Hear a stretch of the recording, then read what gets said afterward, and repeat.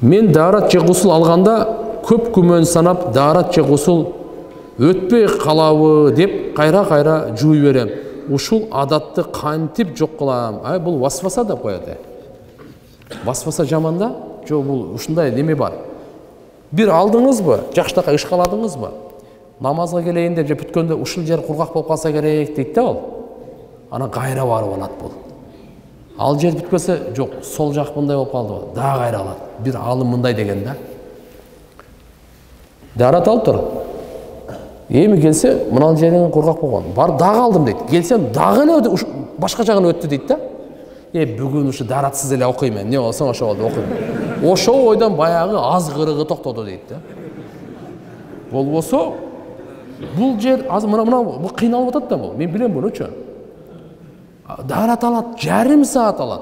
Гусул кылганда да ушул жер кичине кургак болуп калды окшойт. Тиги белди мынал жерде же болсо дагы ушинтип эле кыйнай берет. Бир жакшы самындап жуундуңузбу? Андан кийин айтса, эмне болсоң ошо бол. Ушу менен окуйм деп окуп салыңыз болду. Андай жеңбесеңиз жеңе албайсыз буну. Тааныш туугандар карызга акча бербесе, пайызга акча алса болобу? Пайызга акча алса болбойт. Багымдат пешим намазын сүннөт фарыздан кийин окуса болобу? Жок. Багымдат намазды эгерде жамаат менен окуп ала турган болсоңузчу, андан кийин сүннөтү окулбайт. Пешимдики боло турган болсо, жамаат менен окугандан кийин 2 рекет сүннөтү бар го, аны окуйсуз. Алдын 4 рекет сүннөтүн окубай калдыңыз го, ошону дагы окуйсуз. Багымдат менен пешимдин айырмасы бар. Так, менин суроом адепке ылайык келбесе кечирим сурайм. Жок, бирок бул суроону бербесе болбойт. Себеби менин эң чоң көйгөйүм устаз, менин колум менен кумар кандыргым келе берет, себебин билбейм дейт. Бир жолу кандыргандан кийин кайра 2 жумадан кийин да кайра ушундай болот. Жашым 18-де. Мындай. Бул өтө чоң күнөө туугандар. Кыямат күнү Алла Тааланын алдында өтө кор болуп келет деген жери бар. Ошон үчүн мындай эмеден этиятташ ки Кудайдан коркуп көбүрөөк зикир кылсак, бул жакшы. Макулбу? Көбүрөөк зикир кылсак. Үйдө жалгыз болсок дагы биз эч качан жалгыз эмеспиз. Алла Таала бар. Периштелер бар. Ошон үчүн көбүрөөк Алланын атын айтканга биз аракет кылайлы. Мен жалгыз эмесмин. Алла бар деп. Анан кийин бош убактарды мечитте өткөрүш керек, же жумушта өткөрүш керек, же эмелер менен, жамаат менен. Жалгыздыктан эме кылбаш керек. Салам алейкум. Бир жума укол алдым. Жамбашка бир аз кан чыгып, шымга жугуп калыптыр. Аны бир жумадан кийин көрдүм. Ошол кездеги намаз эмне болот? Кичине болсо эчтеке болбойт. Кечиримди ал. Аялдар күмбөзгө зияратка барса болобу атасына? Эми аялдарга пайгамбар саллаллаху алейхи ва саллям мындай барбасын дегени, алар эми жүрөктөрү назик, жумшак эмеспи? Барып көбүнчө кыздар ыйлай берет, кыйкырып берет, өздөрүн кармай албай калат, эси болуп калат, жыгылып калышы мүмкүн. Ушундан улам да. Ошон үчүн жаш кыздар барбаган эле жакшы.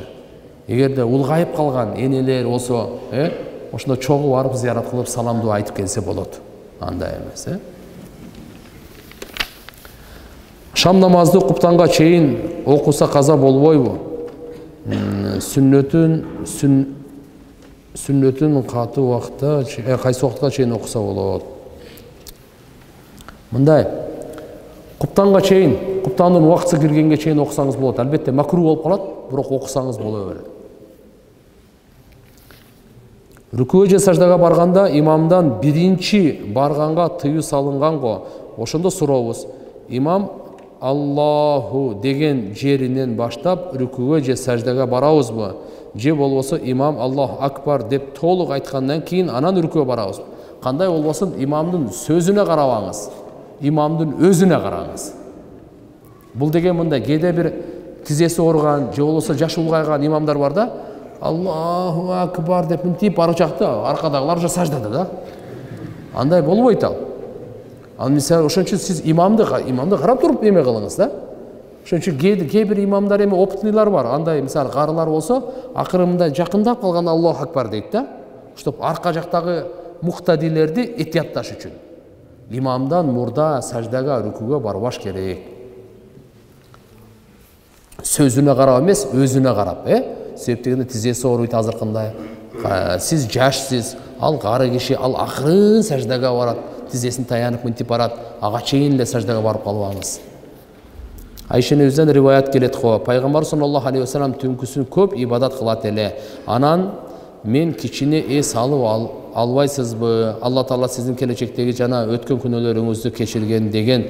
Ошондо пайгамбар саллаллаху алейхи вассалам дагы күнөөлүү болгонбу дейт.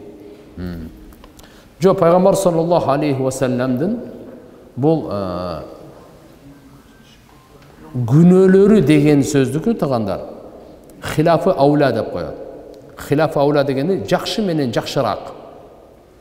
Жакшырактын алдында жакшы дагы мындай күнөөдөй дегендей да. Жакшыраак менен жакшыны салыштырмалуу кылганда ошондой жакшыраагын кылбай жакшысын кылып койгон. Буну күнөө деп табир берилип калган, ката деп табир берилип калган. Атак пайгамбарыбыз күнөөдөн маасум, сакталган. Пайгамбарыбызда эч кандай күнөө жок. Пайгамбар саллаллаху алейхи вассаламдын ысымдарын балдарыбызга атап койсок болот. Же ата-энебиз айткан атты коюш керекпи? Ысымды алмаштыруу боюнча мындай. Ысымды алмаштыруу боюнчачы пайгамбар саллаллаху алейхи вассалам сахабалардын көптөгөн аттары бар эле, аларды алмаштырып отурган эмес. Кимдин аты мазмуну туура эмес болсо, Абдушамс мисалы, күндүн кулу, айдын кулу, ушуга окшогондорду алмаштырган. Мисалы башкаларды алмаштырган эмес андай эле. Башкаларды алмаштырган эмес. Дагы атыңыз мисалы Бакыт, Талант деген ушундай аттар бар бизде. Сүйүнбек деген жакшы аттар. Эчтеке эмес, буларды алмаштырып менен калса. Көмүрбек алмаштырып коюңуз. Союзбек мисалы да эми. Чычканбай мындайларды алмаштырып эле коюш керек. Ушундай аттар бар да мисалычы, Итибай, Күчүбай мурда көп болчу эми. Азыр Кудайга шүгүр булар деле азайып калды. Ушундай аттарды мисалы алмаштырам десе алмаштырып койсо болот. Атак Жыргалбек деген жакшы аттар бар бизде деле. Анын кереги жок алмаштырган. Багымдат намазынан кийин уктаса болот. Эми жакшысы күн чыккандан кийин деп айтылат эми. Бирок бир адам тахажжудка турган болсо, тахажжудтан бери уктай элек, күн чыкканга чейин дагы кой деп бир аз эс алып анан жумушка чыгам деши мүмкүн. Уктаса болот эчтеме. Кандай колбаса жесек болот? Барына эле адал, мусулманский деп жазып коюптур. Фаберликте иштеген адал бу. Мындай кылыңыздар, ошол муфтиятка кайрылыңыздар, ошолор дагы айтып берет. Ал жерде катталып, алар көзөмөлдөп алган жери бар да, адал комитетинен, Чоң атам өлүм астында түш көргөн.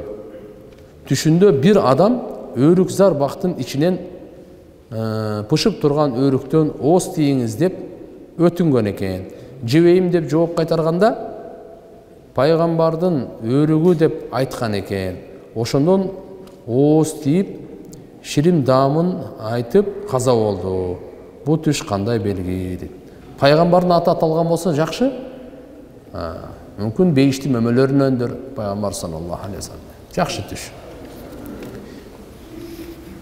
Кыз кишиге даават айтса боло береби? Жумушта чогуу иштеген, жакшы эмес туугандар. Ага китеп берип коюңуз. Же болбосо өзүңүздүн аялыңыз же эжеңиз чогуу болсо айтсаңыз мейли. Же болбосо парданын аркасынан.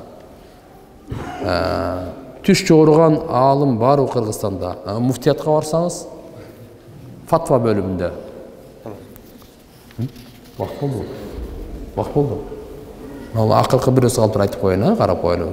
Азыр кээ бир жай намаздарда жазуусу менен чыгып жатат. Намазыңыз кабыл болсун деп, ошол жөнүндө толугураак маалымат берип койсо аласызбы?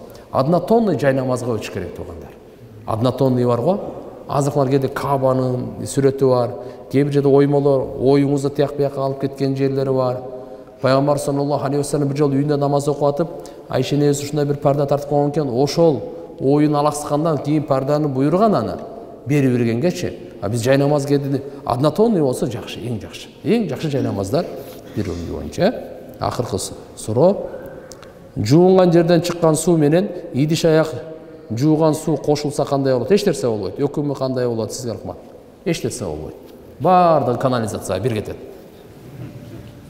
Кийинки суроо. Жараткан Алла Таалам баарыбызга товфик берсин. Алла Таалам ушу ыйык айларда Алла Таалам дуаларыбызды кабыл кылып, баарыбызды эсен аман Рамазан айына жеткире көрсүн. Бирахматик.